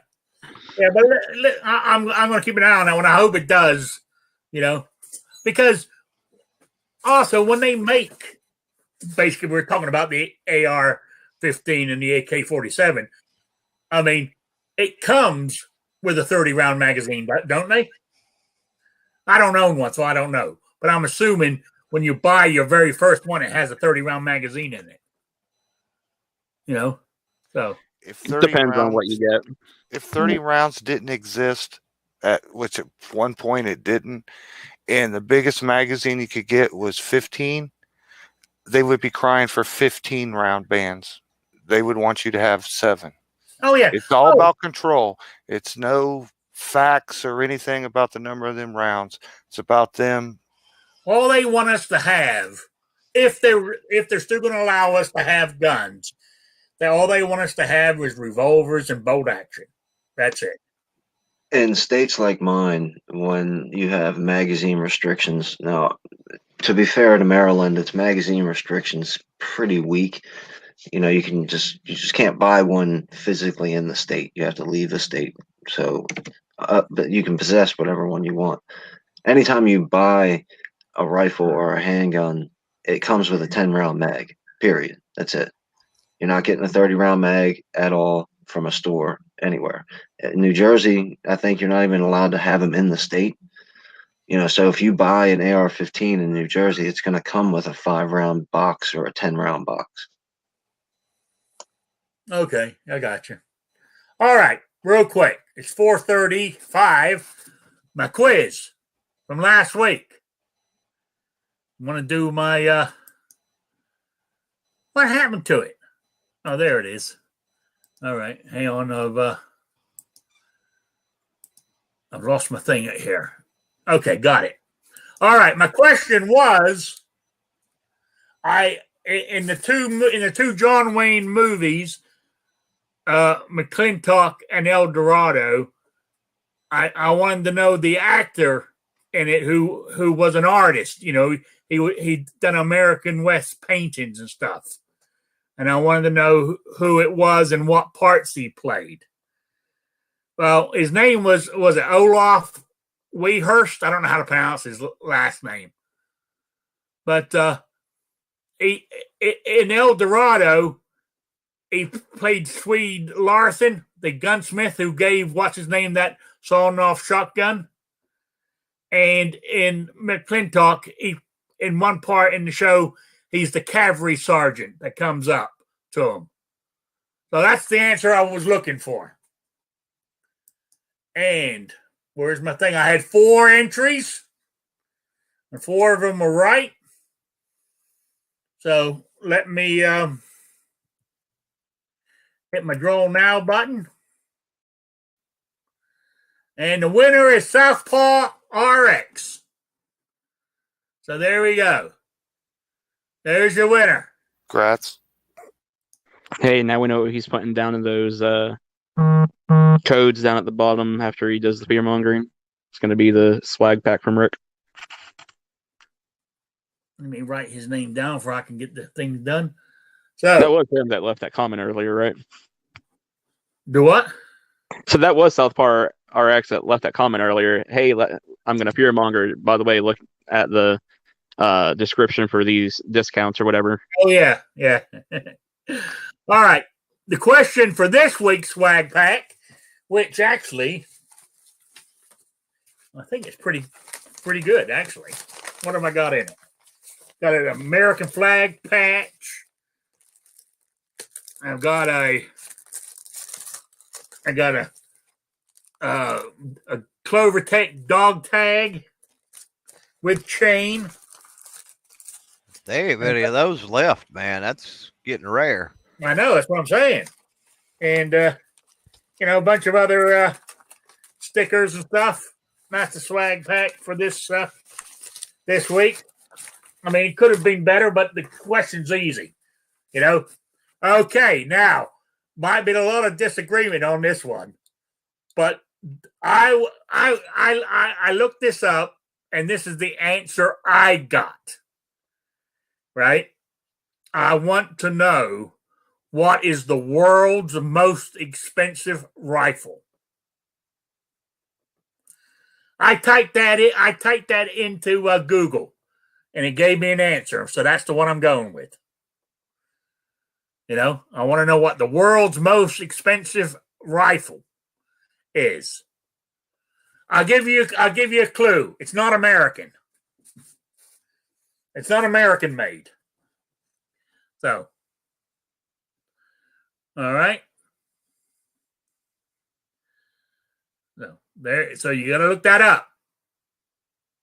The most expensive rifle. And the price of it is absolutely outrageous. So, all right, email me at rickslife@gmail.com or spottedrick@gmail.com. I'll give you another clue. I found it. You can find the item on a website called the Gentleman's Journal.com. And, do what I did. Type in most expensive rifle and it'll come up on Google. I only go to the Gentleman's Journal to read the articles. I'm just saying. Yeah. But it's in there. You might have to type, once you get there, you might have to do a search on it to find it. You know what I'm saying? But it's there. Because if I told you the whole link, with the backslashes and stuff, I'll give you the goddamn name of the rifle. And that won't be any good for the quiz, will it? So, Hey, that price isn't so bad because I think it comes with 2 boxes of ammo. I can give you the price, and you just got to name the rifle, or is that making it way too easy? Nah, it's too easy. Let them be surprised when they look up the info. Okay, I'll leave it as is. So that's the quiz for next week. All right. I want to know what the world's most expensive rifle is. And it's not American made. So there we go. All right, moving on. We want to talk about anything else? You've got mail. Oh, somebody sent me one?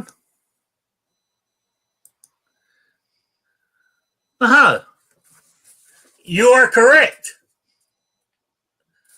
The person who just sent that in to me.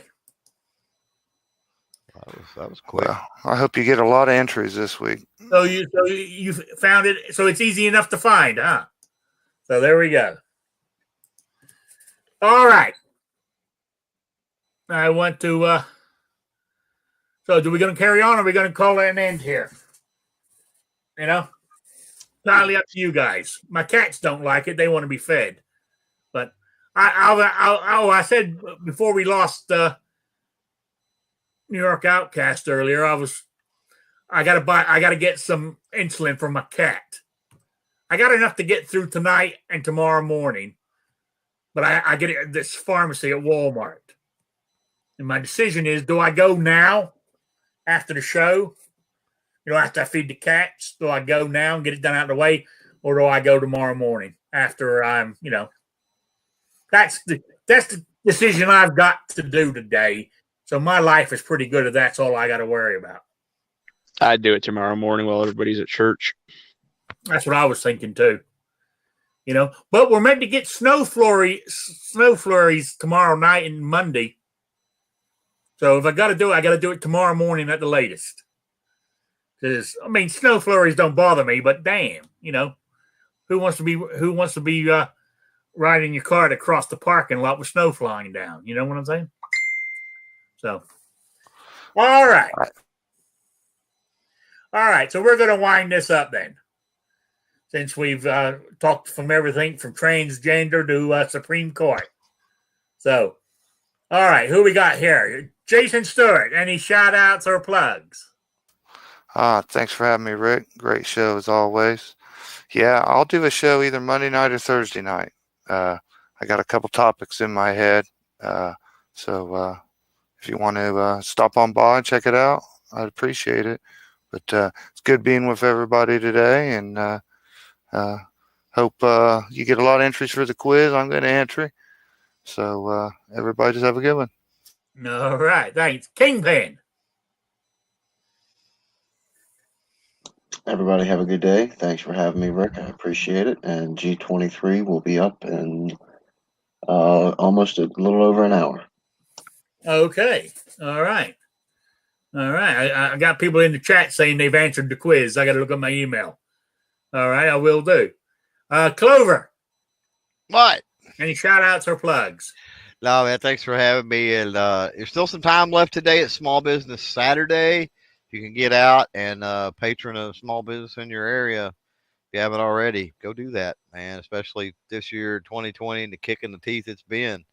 Small businesses need it. So go show them some love. Yeah, even if your governor says you can't.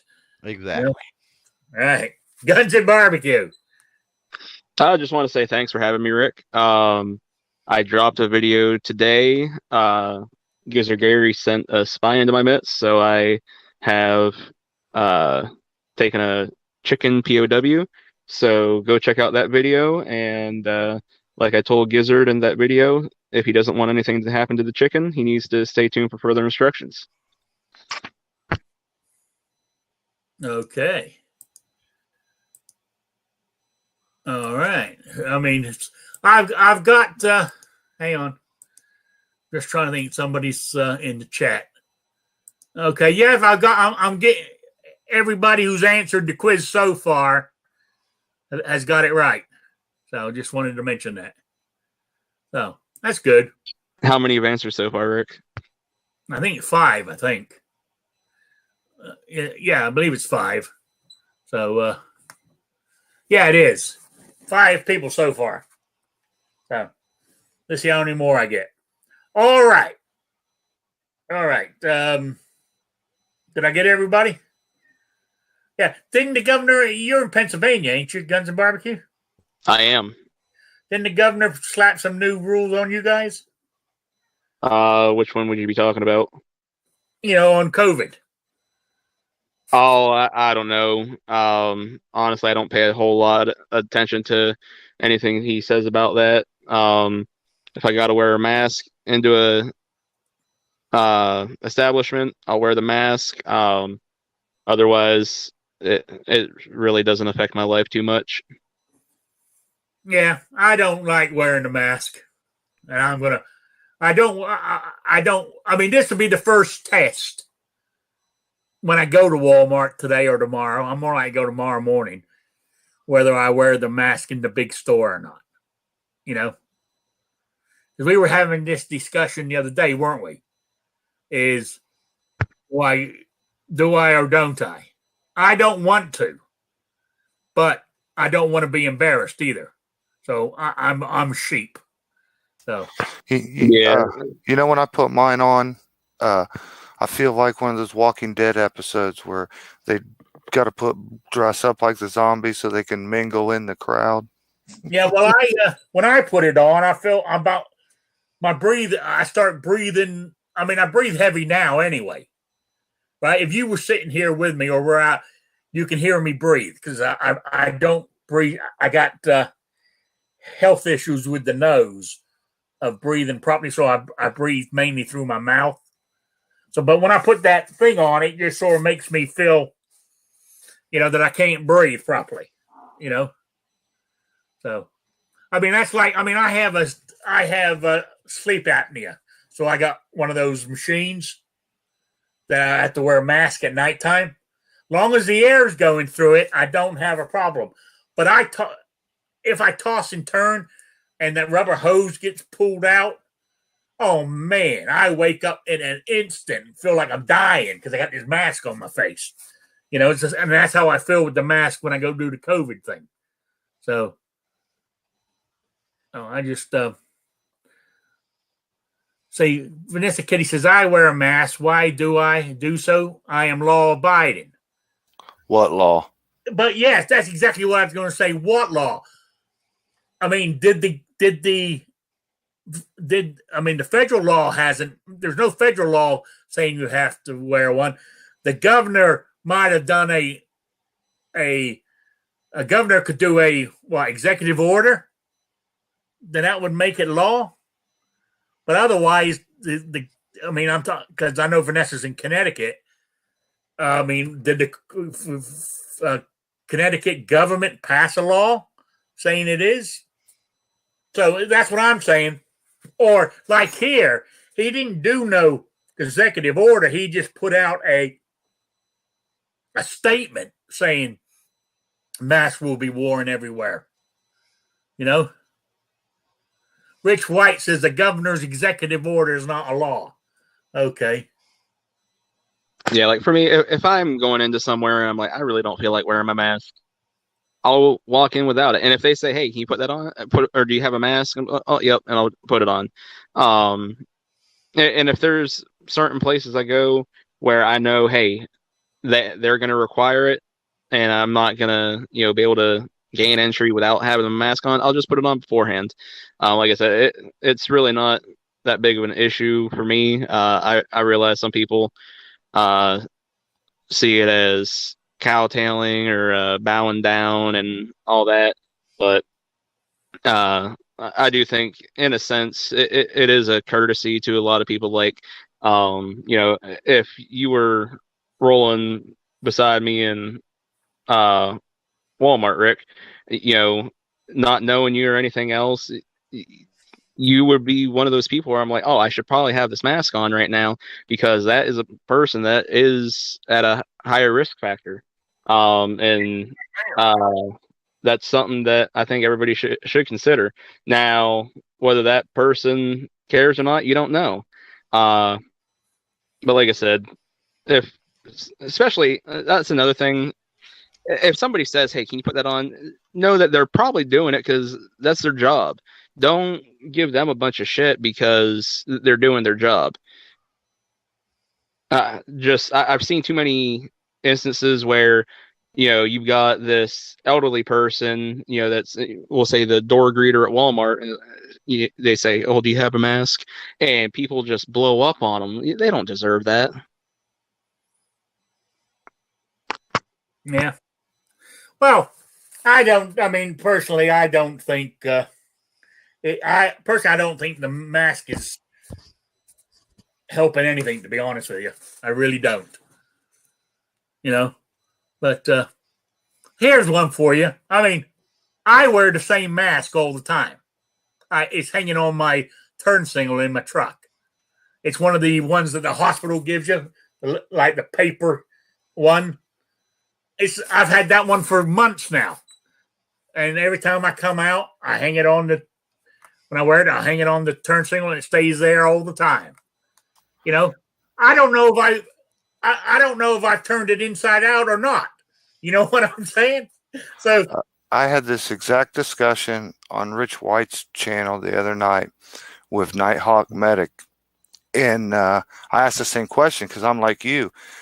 Since they required us, just to go in the gas station with it, I have one mask and I keep it above the visor of my truck.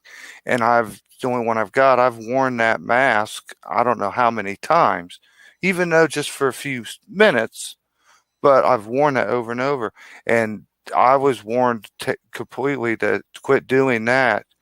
You're putting yourself at a huge risk for a lung infection, a viral infection, not because of COVID, but because of the used mask. So I didn't know. So I won't put one on again until I get a new one or I go buy some or something. But yeah, I was using the same mask over and over. You'll make yourself sick doing that. That's a good point. And from the way they were warning me, just like a bacterial infection in your lungs or anything like that, that's probably going to be worse than getting COVID. Yeah. Now, I got to go to the doctor's on Tuesday, and they won't let you in the building without one. So I've got to see the doctor. So I guess I'm going to have to wear one. So there we go. Oh, well. All right. I'm calling it a day. I want to say thank you for everybody to hang out with me and stay this long in the chat. I'm still not a mask believer, but that's just the way I am. And the other night somebody said something to me, like they said, "What happens if you get fined?" And I said, "I won't pay it." What are they going to do to me? Throw me in jail? Do it. Then I get 3 meals and a cot, won't I? And Bubba for a friend.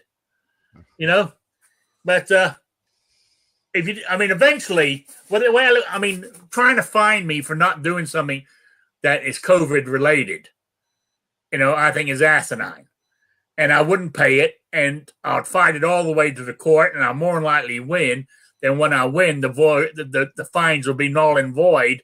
So I don't have. So why fork out the money when you know that it's not right? Because what if they say, "Well, you are right, Mr. Mitchell. They were wrong. You're free to go. You don't have to pay no fines." Well, hang on. I've paid $10,000. Can I have my money back? Sorry, too late. So don't pay it. So don't pay it is what I'm telling you. Because you'll never get it back if you win. So, as the old saying goes, right? It's easier to ask for forgiveness than to ask to do something. I'm not exactly sure how the saying goes, but it's easier to ask for forgiveness than ask to do something that they're not for permission. Yes, So that's what I'm saying. So don't pay the fines on this COVID bullshit because you will never get it back. So Anyway, thanks for being here, guys, and I'll be back on Wednesday with Shooting with Disabilities at 7 p.m. Eastern Time, the only time zone that matters. So I will see you all then. So good night or good afternoon, good evening, everybody. See ya. Goodbye, Sabrina. Hey, Clover. What Did up? you ever figure out your patch situation?